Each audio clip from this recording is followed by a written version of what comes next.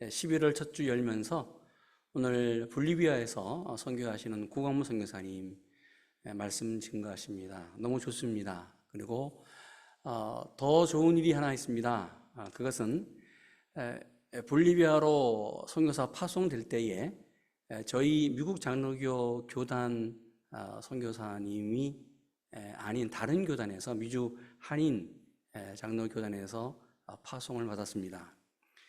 맥코문 신학교와 또 버지니아 리치몬드 유니언 미국 장로교 신학교를 졸업하셨지만 선교사 파송이 우리 한인 장로교회에서 파송이 돼서 그 교단의 선교사로 목사로 섬기셨습니다.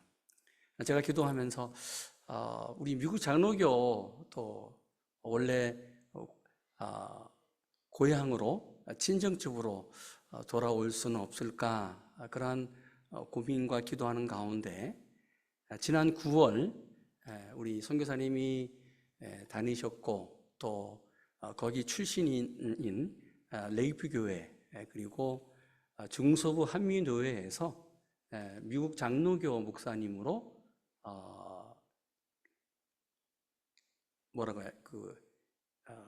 받아들여지게 됐습니다.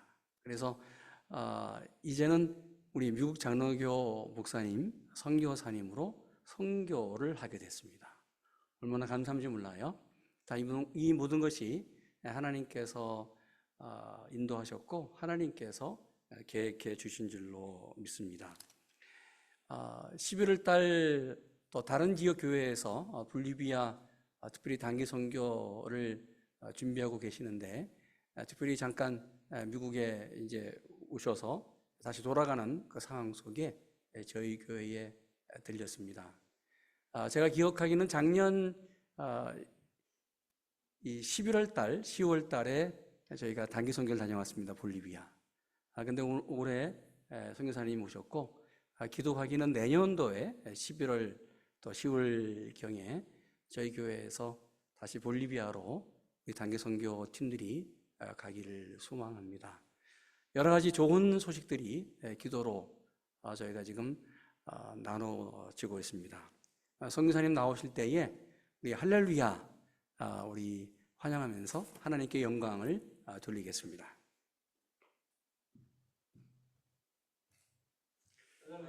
할렐루야, 할렐루야. 여러분 반갑습니다. 오늘 주일을 기억하며 예배하러 나오신 성도 여러분 한 분 한 분을 주님의 이름으로 축복합니다. 반갑습니다. 제가 오늘 예배를 목사님 만나 뵙고 예배를 준비하면서 주보를 봤는데 아주 저에게는 통찰력이 되는 좋은 글인 것 같아요. 올해도 어김없이 11월 감사의 계절이 왔다. 감사, thanks는 생각, think로부터 온 말이다 라는 글이 있는데 참 맞다. 제가 이제 볼리비아에서 한 20년 이제 사역을 감당하면서 대성교회는 모교회처럼 이렇게 푸근한 교회고 항상 오면은 환영해 주시는 어려운 가운데 있을 때에도 항상 기억나고 여러분의 또 기도가 있었기에 오늘이 이 자리에 또 설 수 있겠다라는 생각이 들어가지고 감사의 인사를 전하고 싶습니다. 오늘 이렇게 주보 앞에 있는 글 밑에 보면요 이런 글이 있습니다. 사실 감사를 표현하는 데는 0.3초밖에 걸리지 않는다. 몇 초요? 0.3초래요. 그래서 감사를 0.3초의 기적이라고 말한다. 그렇다. 11월 감사, 한 달 감사의 계절에 0.3초의 기적을 체험해 보자고 하는데 제가 오늘 말씀을 전하기 앞서가지고 여러분에게 감사의 인사를 전하고 싶습니다. Thanks. 여러분이 있었기에, 여러분이 함께 하셨기에 오늘 제가 여러분의 앞에 서서 말씀을 전하게 되었는데 여러분에게도 동일한 은혜와 0.3초의 기적이 여러분에게도 함께 하시기를 간절히 소원하며 오늘 우리에게 주시는 말씀을 함께 말씀을 전하도록 하겠습니다. 아마 오늘 읽어드린 구절은 여러분에게 아주 익숙한 구절일 겁니다. 엠마오로 가던 두 제자의 이야기입니다. 잘 아는 구절임에도 불구하고 바라기는 여러분에게 믿음의 도전이 되는 새로운 축복의 말씀으로 다가가기를 간절히 소망합니다. 아멘. 아멘. 예. 오늘 본문이 물론 저희가 28절부터 읽었지만 13절부터 시작이 됩니다. 엠마오 마을로 내려가던 그 제자의 이야기가 나오는데요.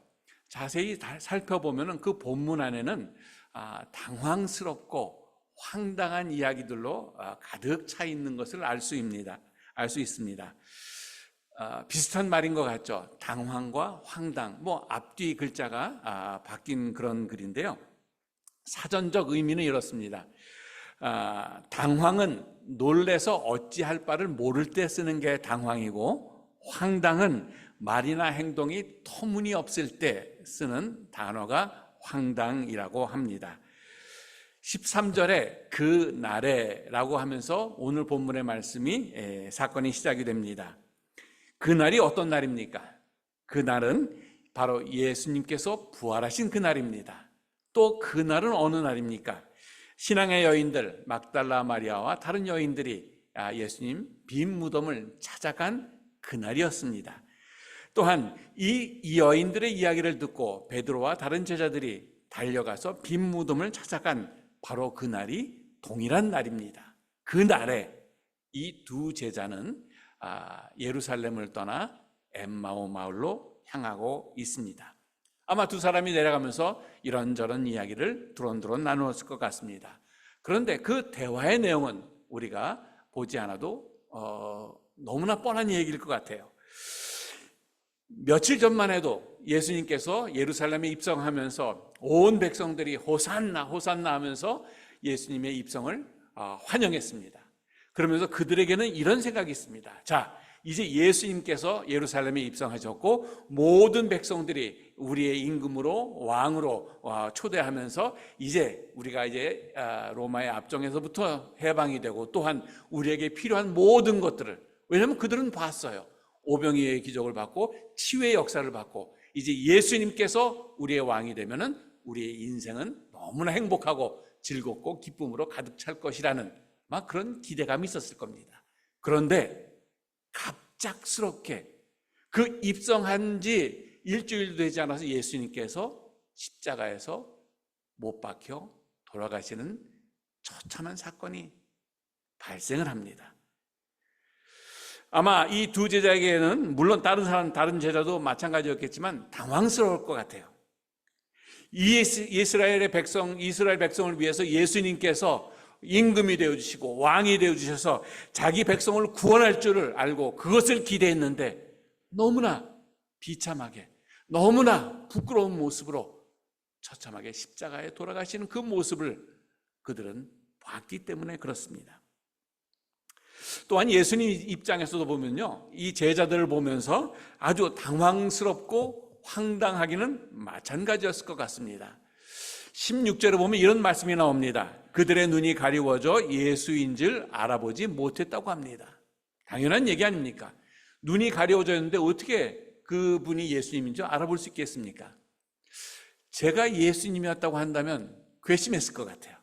아니, 제자라고, 물론 12제자 중에 12는 그 12 중에 두 사람은 아니었지만 항상 예수님을 쫓아다니면서 예수님과 함께 동고동락하면서 먹고 마시고 그 예수님의 설교를 듣고 말씀의 가르침을 받고 또한 치유와 기적의 역사를 보면서 바로 옆에서 다른 무리들보다도 더 가까운 거리에서 예수님을 보고 예수님을 따랐던 사람들인데 어떻게 저들의 눈이 가리워질 수 있었지? 라고 생각한다면 예수님 입장에서도 기분 나빴을 것 같아요. 자기 자신을 몰라보는. 그런데 이 두 제자가 예수님을 몰라본 문제는요, 단지 이 두 사람만의 일은 아니었던 것 같아요. 모든 이스라엘 백성들, 다른 12제자도 그렇고 심지어 오늘 21세기를 살아가는 저와 여러분 사이에서도 때로는 예수님이 우리와 함께 계시지만은 그 함께 계신 예수님을 알아보지 못하는 때가 있지 않는가? 한번 돌이켜 생각해 보게 되었습니다. 그래서 저는 오늘 이 말씀을 전하면서 문제 해결을 위해서 우리가 근원은 어디서부터 시작되었고 또한 그 근원의 문제를 어떻게 풀어갈 것인가에 초점을 두고 말씀을 풀어가고자 합니다. 첫 번째입니다. 그 두 제자들이 예루살렘을 떠났다는 그 구절에서 저는 이것을 주님으로부터 멀어져 간다는 관점에서 좀 살펴보려고 합니다. 예루살렘을 떠난 두 제자, 이 사람은 전혀 예수님을 몰랐던 사람들이 아닙니다. 예수님의 가르침, 동고동락하면서 기적도 보면서 많은 것을 체험했던 사람들입니다. 그리고 예수님께서 돌아가시기 전에 너희가 성령을 받기까지 예루살렘을 떠나지 말 것을 강권하십니다. 그럼에도 불구하고 이 두 제자는 예루살렘을 떠났던 거예요. 왜? 이 두 제자에게는 너무나 큰 실망감이, 자기가 생각했던 그 기대에 못 미치는 그 결과에 의해서 실망감 때문에 예루살렘을 떠나고 있었습니다. 사실 오늘 말씀을 전하면서 저의 20여 년 되는 선교를 좀 뒤돌아보게 되었어요. 20년 전에 제가 볼리비아를 갔을 때 제가 기대하던 바가 있었어요. 하나님, 저에게 남미를 주시옵소서. 제가 남미를 책임지겠습니다. 뭐 이런, 지금 생각해 보면은요, 얼토당토하는 그런 생각이 들었던 것이, 볼리비아에서 사역을 하면서요, 얼마나 많은 실망감을 경험했는지 모릅니다. 농사를 지면서도 매년 어떻게 작년 10월, 11월 달 단기 선교, 대선교회 오기 전까지는요, 어떻게 하는 일마다 한대요. 감자 농사를 지니까 감자도 안 돼. 또 채소를 지니까는 냉해가 와서 다 망해. 또 과일 농사를 지니까요, 동네 모든 새들이 와가지고 그 과일을 다 쪼먹고 되는 일이 없었어요. 이거 저는 농사를 지을 사람이 아니잖아요. 이게 생긴 게 벌써 이게 제가 서울 출신이거든요. 그래서 저는 벼도 나무인 줄 알았어요. 이제 무식한 사람이었어요. 그런데 하나님이 농사를 시키셔가지고 농사를 짓는데, 하나님, 제가 농사 짓겠다고 안 하는데 왜 농사를 져가지고 왜 저로 하여금 이렇게 참 창피하게 만드십니까? 라는 원망을 한두 번 한 적이 아니었어요. 농사를 한 11년째 짓고 있는데 말이에요, 안 되는 거예요. 그 볼리비아 사람들을 보면서 제가 참 좋은 선교사는 아니에요. 왜냐면 제가 처음에 갔을 때 말이에요, 그 사람들을 보면서 얼마나 손가락질 했는지 몰라요. 저 사람들 맨날 이렇게 저렇게 술을 먹고요, 술을 2주일이면 2주일 동안 술을 먹고 직립보행하는 사람이 없어요. 다들 취해가지고 오락가락 하면서 막 그러고 다니고, 거짓말도 잘하고 무책임하고 시간도 안 지키고, 내가 왜 이 나라를 왔던가 실망하고 떠나려고 했던 적이 한두 번이 아니었어요. 그런데 저의 실망감의 클라이막스가 선교팀이 왔다 간 다음에, 작년 10월, 11월 선교팀이 왔다 간 다음에 클라이막스 사건이 있었습니다. 제가 이 얘기는 제가 목사님한테도 말씀 안 드렸던 얘기인데, 저랑 20년째 같이 사는 청년이 있었어요. 오셨던 분들은 아시겠지만 루벤이라는 청년이에요. 이 청년이 초등학교 때 6학년 때 만나가지고 저랑 같이 기숙하면서 먹고 살고 훈련받고 해가지고 함께 잘 살아왔어요. 그리고 그 청년하고 루시오라는 청년이 둘이서 한국으로 볼리비아 1호 유학생으로 한국으로 유학을 갔어요. 그래서 공부도 마치고 와서 한국말도 잘하고 교회 전도사로서 여러 가지 사역도 하고 저를 도와서 함께 동역하는 그래서 제가 은퇴하면은 이제 이 후임으로 놓고 이 사람을 후임으로 세워야 되겠다, 이런 생각, 이런 계획, 하나님께서 참 좋은 일꾼을 저에게 주셨다, 이런 기대감을 갖고 있었는데, 선교팀이 떠나자마자 저를 노동청에 고발을 했어요. 악덕업주로 월급도 안 주고 그래서 노동청에 고발을 해가지고 저한테 변호사를 통해 가지고 고소장이 온 거예요. 괘씸하잖아요. 여러분은 괘씸 안 한 것 같으네. 아니, 제가 물론 기대하고 뭔가를 기대하고 준 건 아니에요. 무슨 뜻이냐면은 내가 이렇게 했으니까 너는 이렇게 해줘 라는 조건이 없었다는 얘기예요. 너희가 한국 갔다 와가지고 나랑 원하면 일할 수 있고 원하지 않으면 나가도 일해야 된다. 뭐 이렇게 그들에게 어떤 그 자유권을 줬어요. 그런데도 불구하고 제 마음 가운데는 너무너무나 괘씸한 거예요. 야, 얘가 나를 어떻게, 제가 그 청년은요, 그 뉴욕 구경도 시켜주고, 뭐, 다른 사람보다 월급을 더 주면 더 줬지, 안 주질 않았어요. 그런데 이 볼리비아 문제가 뭐냐면, 은행 통장도 없고, 그 다음에 체크북도 없고, 그래가지고 월급 준 기록이 없는 거예요. 월급 줄 때마다 뭐 이렇게 받았어야 되는데, 제가 안 받아놓은 거예요. 그래서 노동청에 고발하면서, 이 악덕업주가 월급도 안 주고, 뭐 일을 시켜가지고, 벌금이 35,000불이 나온 거예요, 저한테. 야, 일단은 금액에 놀랐어요, 제가. 35,000불? 세상에 35,000불이면 거기서 엄청난 일을 하는데 내 이걸 벌금을 내? 첫 번째 놀란 건 그건데, 두 번째 놀란 것은요, 너무 속상했어요. 왜 하나님 저한테 이렇게 큰 실망감을 넘어 배신까지 저에게 경험하게 하십니까? 왜 그러시는 거예요? 제가 미운 겁니까? 아니면 제가 뭘 못한 겁니까? 하나님은 왜 저한테 이런 일까지 경험하게 하시고 왜 저로 하여금 그만두고 싶었어요? 할 만큼 하지 않았습니까? 제가 이제 그때만 해도 제가 아직 제가 손자가 생겼는데 말이에요. 그래서 하나님 좋습니다. 이제 손자 생겼으니까 손주 보면서요, 이제 재밌게 행복하게 살 거예요. 이제 선교도 마치고 이 정도 했으면 됐으니까 이제 그만 은퇴해도 되겠죠? 라는 마음이 들었던 거예요. 왜 저한테 이러시는 거예요?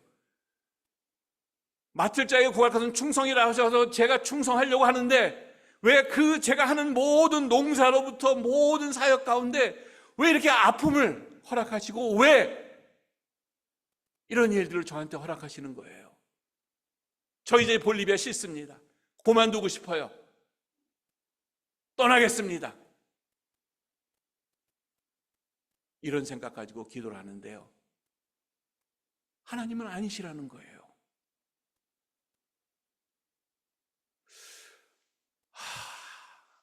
하나님을 믿으면, 예수 그리스도를 따르면 모든 일이 잘 되고 만사형통하고 뭐 기쁨 충만한 가운데 모든 일이 잘 될 것 같은데도 불구하고 그렇지 않은 것을 경험하면서 why? 하나님 왜죠? 하나님,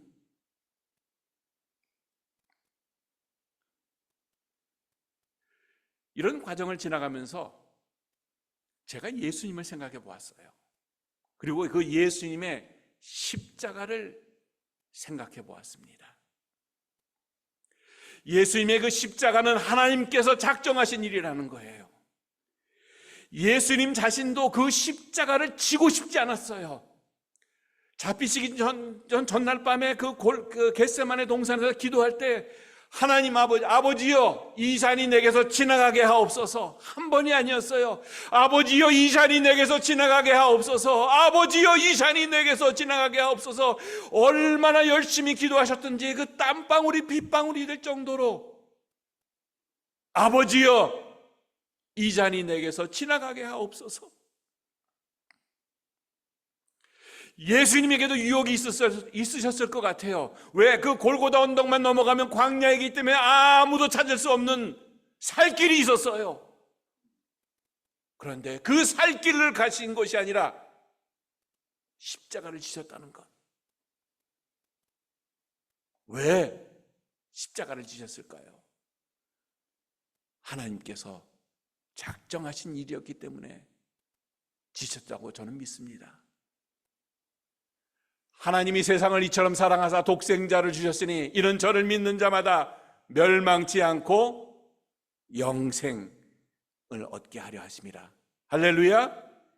여러분 믿습니까? 믿어야만 합니다. 믿어야만 합니다. 만약 여러분 가운데 지금 여러분이 지고 싶지 않은 십자가가 있다고 한다면 한번 돌아보시기 바랍니다. 달면 삼키고 쓰면 뱉는 것이 신앙이 아니라는 말씀입니다.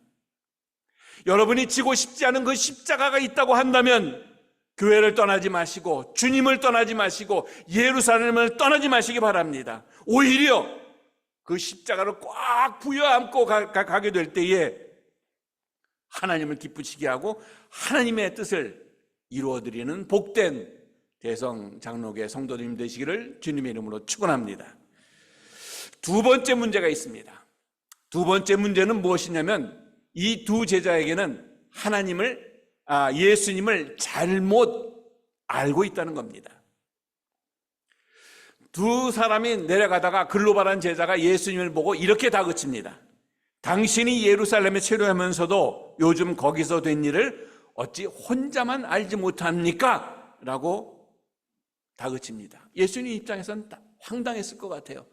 아니 내가 그 예수인데 나를 몰라보고 왜 너는 나한테 지금 그런 얘기를 하냐라고 반문할 수 있을 것 같아요. 예수님 입장에서 그랬을 것 같아요. 그런데 거기서 끝나는 것이 아니라 19절에 보면 또 이렇게 되어 있습니다. 그는 하나님과 예수님에 대해서 얘기하는 거예요. 그는 하나님과 모든 백성 앞에서 말과 일에 능하신 선지자였다고 말합니다. NIV 성경에 보면 이렇게 되어 있습니다. He was a prophet.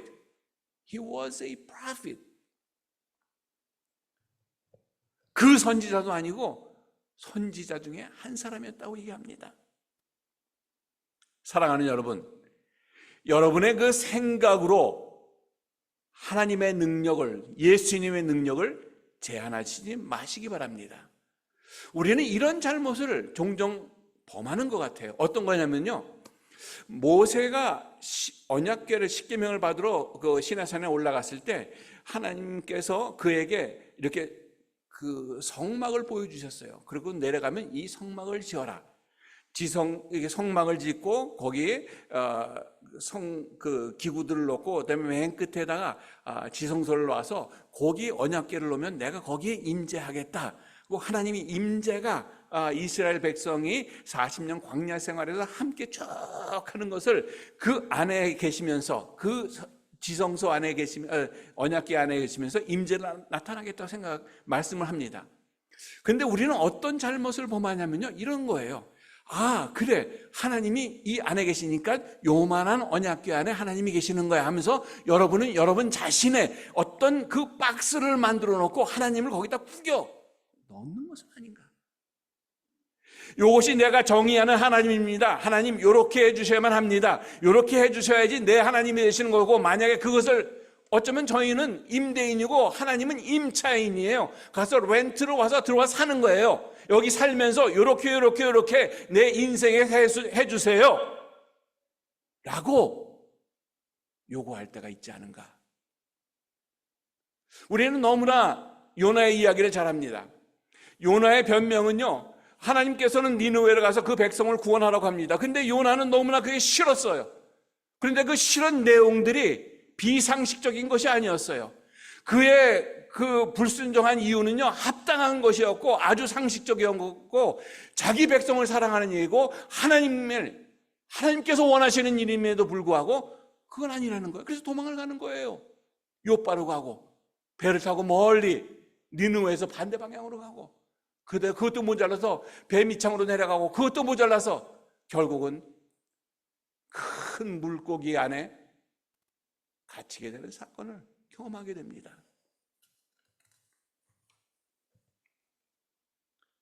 니느웨를 구원하는 건 그가 죽는 것보다 싫었어요. 민족주의적 입장에서 보면요, 맞는 얘기예요. 우리를 해코지하고 우리를 괴롭히고 우리를 힘들게 하는 그 앗수를 왜 그 사람들을 우리가 구원해야 합니까? 안 돼요. 안 되는 일이에요. 그는 그렇게 이야기를 합니다.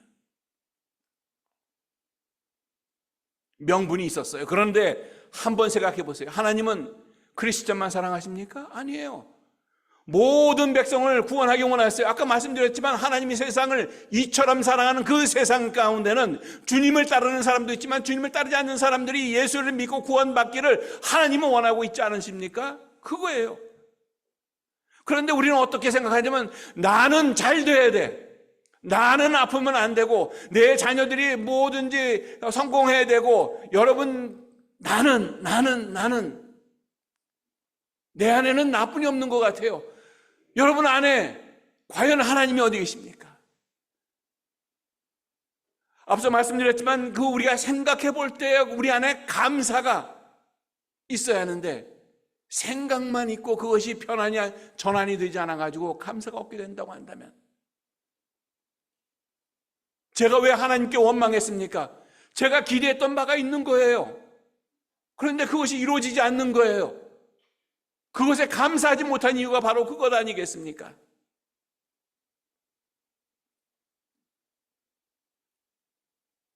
중요한 것은요, 끝까지 믿어야 된다는 겁니다.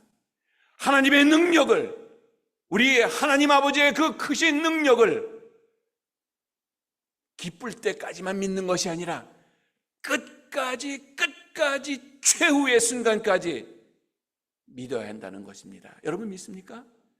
믿어야만 합니다. 믿어야만 하는 거예요.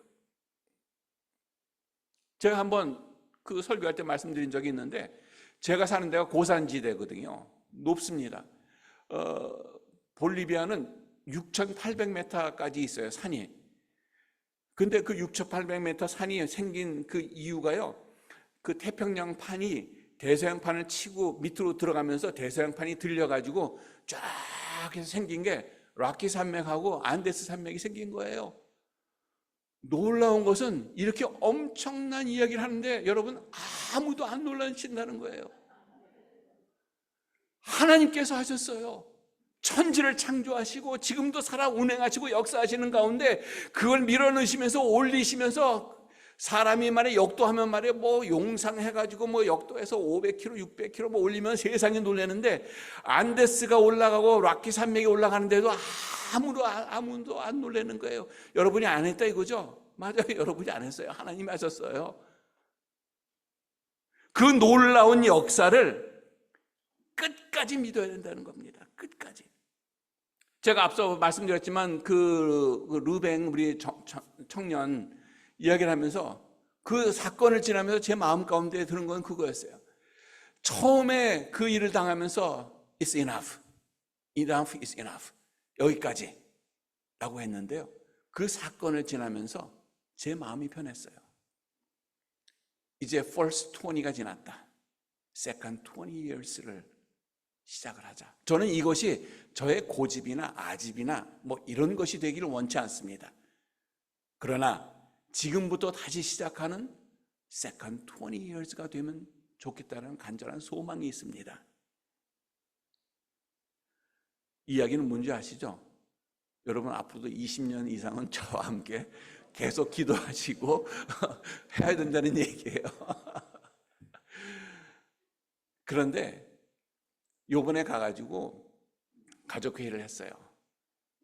가족 우리 집사람하고 아이들을 불러놓고, 아빠가 이런 마음이 있어서 그만두지 못하겠다. 지금 앞으로 이제 후반전에 사역을 시작하려고 하는데 괜찮겠냐라고 물어봤어요. 근데 제일 안쓰러운 게 저희 집사람이에요. 이렇게 헤어져 있는다는 게 사실은 힘들 텐데, 아닌가요? 안 그럴 수도 있겠네요.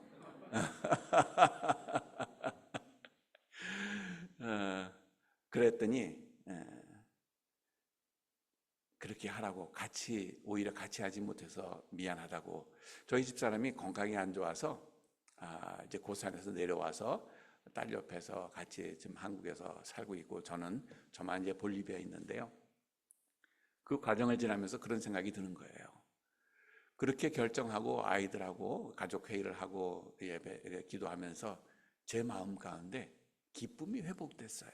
할렐루야. 아멘. 아직까지도 저에게 하나님께서 허락하셔가지고 사역이 버거운 것이 아니라 기쁨이 되고, 그 사역이 저의 삶의 가치가 되고 끝까지 믿을 수 있는 그 믿음을 허락하신 하나님 아버지가 너무 감사한 거예요. 이곳에 앉아 계신 여러분도 한국을 떠나서 미국에서 와서 사는 것이 얼마나 어렵습니까? 힘드셨죠? 잘 이겨내셨습니다. 신앙생활도 그렇고 많은데, 제가 말씀을 드리면서 여러분의 강권하는 것은 그 좋으신 하나님을 끝까지 믿으세요. 끝까지. 그리고 여러분 삶 가운데 아픔이 있고 어려움이 있고 고통이 있다고 할지라도 그것을 감사로 바꾸게 될 때에 여러분 가운데 기쁨이 충만한 대성장로교회 성도님 되시기를 주님의 이름으로 다시 한번 축복합니다. 세 번째입니다. 세 번째 문제도 아주 심각한 문제입니다. 어떤 문제냐면요, 23절에 보면 이렇게 되어 있습니다. 그의 시체는 보지 못하고 와서 그가 살으셨다 하는 천사들의 나타남을 보았다 함이라. 저는 이 23절 9절에서 맨 마지막 세 글자 함이라 라는 단어에 좀 주목해 보았습니다. 무슨 뜻입니까? 자기가 직접 보거나 들은 것이 아니라 무덤을 방문했던 여인들이 갔다 와서 한 이야기를 전해 들었다는 얘기입니다. 이어서 문제가 반복됩니다. 24절에 이렇게 되어 있습니다. 또 우리와 함께한 자 중에 두어 사람이 무덤에가 과연 여자들의 말한 바와 같음을 보았으나 예수는 보지 못하였느니라 하거늘. 마찬가지로 마지막 세 글자 하거늘, 요 세 글자에 주목해 보았습니다. 소위 요즘 나오는 카더라의 문제입니다. 카더라, 뭐뭐라 하더라, 뭐 들은 얘기입니다. 자기가 직접 경험하거나 보지 못한 그런 이야기입니다. 볼리비아가 1530년에 스페인에 의해서 식민지가 됩니다. 그리고서 자연스럽게 기독교 문화가 들어왔고 한국 어디에도 비교할 수 없을 만큼 복음도만 많이 받아들였지만 기독교 문화가 볼리비아 문화 가운데 깊숙이 들어가 있습니다. 모든 사람의 이름이 성경에 나오는 좋은 사람의 이름은 다 현지인 이름이에요. 뭐 모세, 아브라함, 뭐 야곱 할 거 없이 심지어는 예수도 있어요. 우리 교회 그 애기 이름이 그 모세인데요. 제일 장난도 많이 치고 제일 개구장이고 애들 막 와서 때리고 막 도망가고 제가 오면 그래도 반갑다고 와서 목사님 하고 와서 말이에요. 저를 꽉 붙잡고 있어요. 그러면 코를 하면요, 제 바지에 코가 이만큼 묻어요. 그러다 에이 때리라고 하다가도 보면은 예수예요. 제가 예수님을 때릴 수 없잖아요. 야, 그런데 사랑하는 여러분, 이 카더라의 신앙은 위험합니다. 알긴 아는데 정확히 하는 게 아니에요. 경험해 본 게 아니에요. 자기가 직접 본 것도 아니에요. 들은 바예요. 어떤 말씀을 드리고 싶냐면 듣긴 들었어도 그게 남의 얘기지 내 얘기가 아니라는 거예요. 그래서 여러분에게 제가 말씀드리고 싶은 것은 뭐냐면 예수님을 인격적으로 만나야만 한다는 겁니다. 아멘. 믿어야 되는데 그 믿는 것이 내가 만난 그 예수를, 그 경험이 있어야 된다는 얘기입니다. 아무리 목사님의, 우리 한 목사님이 믿음이 좋다고 해도 우리가 천국 갈 때 목사님 바지끄댕이 잡고 갈 수 없는 거예요. 여러분의 배우자가 아무리 믿음이 좋다고 할지라도 배우자의 치마나 배우자의 바지를 붙잡고 안고 그래서 천국에 갈 수 있다는 게 아닙니다. 왜냐하면 이건 아주 개인적인 거예요. 내가 예수를 믿어야 되는 것이지 다른 사람의 믿음 좋음이 나와는 아무런 상관이 없다는 이야기입니다. 그래서 부활의 주님을 만나야만 합니다. 어떻게 그러면 그 예수님을 만날 수 있을까? 그 답이 오늘 본문에 있습니다. 28절과 29절에 이렇게 되어 있습니다. 저희는 가는 천에 가까이 가매 예수는 더 가려는 것 같이 하시니. 무슨 말입니까? 같이 엠마오 마을로 거의 도착을 했어요. 근데 이 사람들은 그 엠마오가 종착지였는데 예수님은 더 가려고 어떻게 보면 예수님은 뒤끝이 있는 분 같아. 내가 니네들하고 있나 보다. 물론 그런 건 아니에요. 그런데 예수님 더 가려고 하는 것 같이 하셨던 거예요. 그런데 그때 29절에 뭐라고 얘기하냐면 저희가 강권하여 가로되 우리와 함께 유하사이다. 아멘. 이거예요. 이 두 사람이 잘못 예수님을 이해하고 그들이 진짜 끝까지 예수님의 말씀을 순종한 것이 아니었어요. 그럼에도 불구하고 그들이 잘한 것이 있는데 그것이 뭐냐면 예수님을 그들의 인생의 강권에서 초대했다는 겁니다. 이것이 중요한 거예요. 제가 80년도 중반에 이제 인턴 할 때예요. 미국에서 저희 집 사람이 결혼해서 막 이제 한국에서 이제 미국으로 이제 그 시집을 왔는데요. 그때만 해도 여러분 잘 아시겠지만 80년도 중반만 해도 100불이면은 뭐 그로서리를 웬만큼 볼 만큼 볼 정도였어요. 그런데 이 사람이 그때 생긴 꿈이 뭐냐면요, 은행 부자에 100불이 있었으면 좋겠다는 거였어요.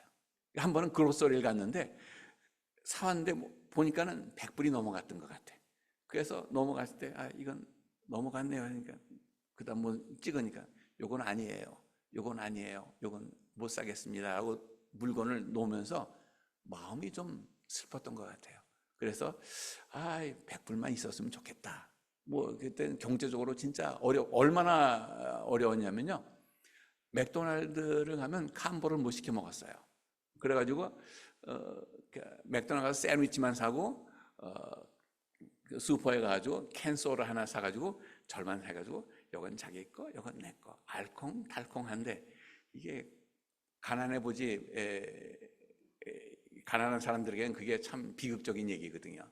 그 베이비 캐럿도 탁 사면 절반 잘라가지고 요거는 점심, 요건 저녁, 뭐 이렇게 살았던 때가 있어요.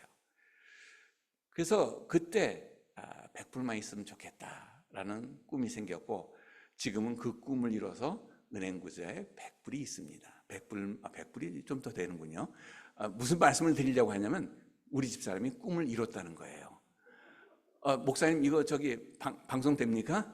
그럼 제가 우리 집사람 보고 여기 방송 좀 보라고 얘기해야 될 것 같아요. 그런데 제가 여러분에게 묻고 싶어요.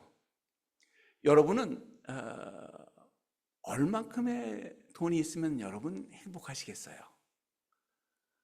1000불? 이건 1000불 갖고 안 되는군요.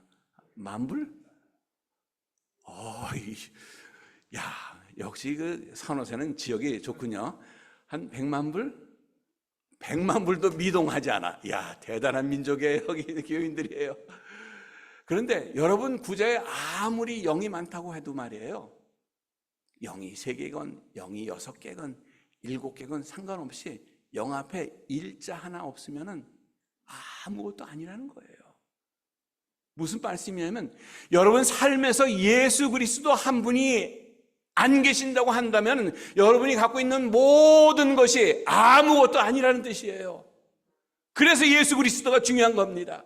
여러분 삶에 예수 그리스도 그 한 분 때문에 여러분의 인생이 가치 있게 되고, 예수 그리스도 한 분 때문에 여러분에게 영생이 있는 것이고, 여러분 믿으십니까?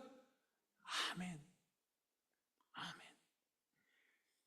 그래서 지금 중요한 것은 여러분 삶 가운데 강요된 초대라고 할지라도 예수님을 여러분 삶에 초대해야 된다는 얘기입니다. 여러분이 모태신앙이든 무슨 신앙이든 간에 얼마나 오래 믿었던 간에 상관없이 잘못 믿어왔든지 착각하며 살아왔든지 어땠든지 간에 지금 예수님을 초대만 하기만 한다면 예수님께서는 그 초대에 기꺼이 응해 주신다는 겁니다. 우리가 어떤 예수님을 만날 만한, 초대할 만한 존재고 초대할 만한 가치가 있고 자격이 있어서 예수님을 초대하는 것이 아닙니다. 예수님을 초대할 만큼 내가 의롭기 때문에 예수님을 초대할 수 있는 것도 아니라는 얘기예요. 죄가 많음에도 불구하고, 부족함에도 불구하고, 번듯하게 해놓은 것이 없다고 할지라도 단지 주님 안에 주님을 초대하기 원하는 요만큼의 간절함만이 있다고 할지라도 예수님께서는 여러분의 초대에 응해 주실 줄 믿으시기 바랍니다. 여러분 안에 부활하신 예수님을 만날 때 여러분 안에서 진정한 변화가 시작됩니다. 예수님을 만난 그 두 제자의 발걸음을 보세요. 엠마오 마을로 왔지만 그들의 발걸음이 180도 바뀌어가지고 다시 예루살렘을 향해서 그 밤에 다시 올라가게 됩니다. 예루살렘에 있는 그 성전에 있는 그 예루살렘은요, 그 지역에서 아주 높은 지역에 있기 때문에 어디를 가든지, 여리고를 가든지 갈릴리를 가든지 뭐 요바를 가든지 어디로 가든지 다 내리막길이에요. 그 길로 갔는데 저녁 때가 돼가지고 그 저녁에 도착을 했습니다. 그 사람들이 여러 가지 이유를 댈 수 있어요. 이제 밤이 늦었으니까 하루 쉬고, 뭐 밤이니까 어두우니까 위험할 수 있으니까 내일 가지. 아니면 가다가 뭐 그 동물들도 나올 수 있으니까 위험에 빠질 수도 있으니까는 내일 가도 뭐 별 문제 없을 거야 라고 얘기해도 전혀 틀린 말이 아닐 수 있어요. 그런데 그들은 그날 그 즉시 다시 예루살렘을 향해 올라갑니다. 부활의 예수님을 만난 그 기쁨 때문에 어려움이 장애물이 되지 않았던 겁니다. 시편 18편을 제가 좋아하는 이유가 이거예요. 사망의 줄이 나를 두르고 불의의 창수가 나를 두렵게 하였으며 수월의 줄이 나를 두르고 사망의 올무가 내게 이르렀도다. 하지만 내가 주를 의뢰하고 적군을 향해 달리며 내 하나님을 의지하고 담을 뛰어넘나이다. 할렐루야. 그거예요. 장애물이 있어서 문제가 아니라 우리의 신앙생활에는요, 그 장애물을 뛰어넘을 수 있는 하나님이 있기 때문에, 그 장애물을 뛰어넘을 수 있도록 도우시는 예수 그리스도가 있기 때문에 우리 안에 기쁨이 있는 게 아니겠습니까? 얼마나 멋집니까? 얼마나 멋집니까?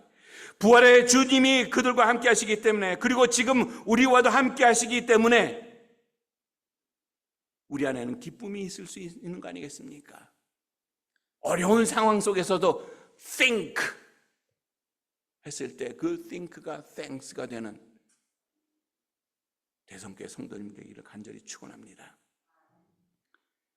여러분이 의무로 신앙생활 한다면 얼마나 힘드시겠어요? 물론 의무가 필요한 정도가 있습니다. 그런데 우리는 의무에 머무르는 신앙인이 아니라 기쁨으로 넘어가는 성도들이 되시기를 간절히 축원합니다. 할 만큼 했다는 말 아주 위험한 표현입니다. 물론 할 만큼 하는 것도 쉽지 않습니다. 어렵습니다. 그런데 중요한 것은 예수 그리스도를 내가 만났기 때문에 그 만난 예수님 때문에 할 수 없는 일도 할 수 있게 되는 성도들이 되시기를 간절히 소원합니다. 그래서 우리는 예수 그리스도를 초대해야만 합니다. 고민이 되는 부분이 있어요. 예수 그리스도를 초대하라는 건요, 부담스러운 일이 될 수 있습니다. 그런데 예수 그리스도를 여러분이 초대하는 것이 좀 부담이 되었으면 좋겠어요. 제가 미우신가요? 반응이 없으시래. 예수를 믿는 것이 좀 어려웠으면 좋겠어요. 예수를 믿는다는 것이 여러분의 삶을 좀 불편하게 했으면 좋겠어요. 우리가 편하고자, 인간적인 마음에서 편하고자 하면 예수 그리스도를 믿겠습니까? 아니, 오늘같이 좋은 날씨도 좋은데 뭐 저 피크닉도 가고 뭐 가서 산과 들에 나가서 뭐 이렇게 즐기고 맛있는 것도 먹고 뭐 데이트도 하고 뭐 이런 거면 좋을 것 같은데, 지금 여러분 시간 써가지고 이렇게 예배당에 와서 이렇게 예수 그리스도를 믿는다는 거, 세상 사람들이 보면 아주 불편한 일이고 아주 멍청한 일이 될 수도 있어요. 그런데 예수 그리스도를 만난 사람이기 때문에 불편함이, 부담감이 거기서 끝나는 건 아닌 것을 알기 때문에 이 자리에 있는 거 아니겠습니까?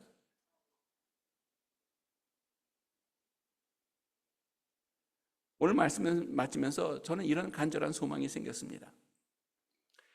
지금까지 여러분의 신앙이 보여주기 원하는 신앙이었다고 한다면, 내가 부활의 예수님을 만남으로 인해서 보여지는 신앙인이 되시기를 주님의 이름으로 축복합니다.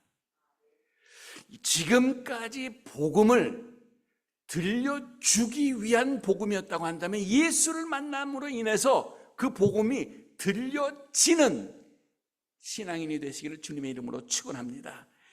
예배는 누구 얼굴 보고 나와주는 것이 예배가 아니라 내가 만난 주님으로 인해 자동적으로 나와지는 신앙인이 되시기를 주님의 이름으로 축원합니다. 예수의 부활의 주님을 만났기 때문에 종교인에서 신앙인으로 거듭나는 우리 대성교회 성도들 되기를 간절히 소망합니다.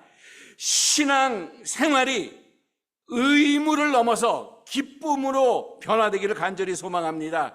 절망을 딛고 소망 가운데 승리해야만 합니다. 어둠에서 빛으로 나와야만 합니다. 거짓을 진리로 이겨야만 합니다. 상처의 고통이 치유의 회복으로 되어야만 합니다. 의심이 확신으로 변해야만 합니다. 저주가 축복으로 바뀌어야만 합니다. 맞습니다. 여러분이 어떤 상황에 있다고 할지라도 약할 때 강함된다고, 주님 때문에 약할 때 강함된다고 고백하는 여러분 되시길 바라고, 나아가 여러분이 죽음에서 부활의 주님을 만남으로 인해서 다시 생명으로 옮겨지는 대성교회 우리 모든 성도들 되시기를 주님의 이름으로 축원합니다. 기도합니다. 하나님,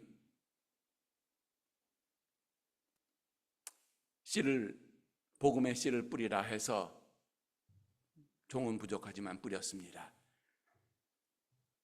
이제 성령 하나님, 그들의 마음을 기경하여 주시사 옥토가 되게 하시고, 또한 때를 따라 햇빛과 물을 주심으로 하나님의 때에 결실을 하고 열매를 추수하는 복된 성도들 될 수 있도록 축복하여 주옵소서. 감사드리며 지금도 살아 역사하시는 나사렛 예수님의 이름으로 간절히 기도합니다. 아멘.